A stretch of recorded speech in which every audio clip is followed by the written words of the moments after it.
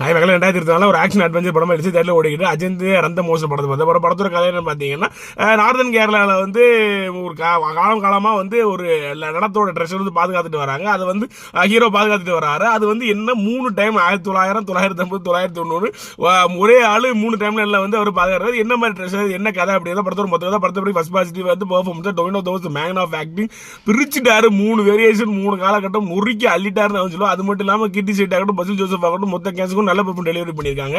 Second positive வந்து Jitin லாலோட screen play direction தான். இன்னும் கொஞ்சமே கான்செப்ட் அங்கே லேக்னஸ் தெரிஞ்சிச்சு. கதையை நோக்கி போறது புரியுது, பட் ரொம்ப லேக்னஸ் அங்கே தட்டுப்படுச்சு. இன்னும் கொஞ்சம் ரைட்டிங் கான்செப்ட் பண்ணி இன்னும் கொஞ்சம் படம் நல்லா வந்திருக்கு என்னோட பர்சனல் ஒப்பீனியன். அது மட்டும் இல்லாம திபு தாமனோட மியூசிக், ஜோமனோட சினிமோட்டோகிராஃபி அண்ட் ஷமீரோட எடிட்டிங் இந்த படத்தை இன்னும், அதாவது மொத்த டெக்னிக்கல் டீம் ஒர்க்கும் அப்படியே அப்பட்டமா தெரியுது. அவ்வளவு ஒர்க் பண்ணியிருக்காங்க. ஸோ அதான் இந்த படத்தை இன்னும் கொஞ்சம் அதிகமாக கொண்டு போயிருக்குன்னு நான் வந்து சொல்லுவேன்.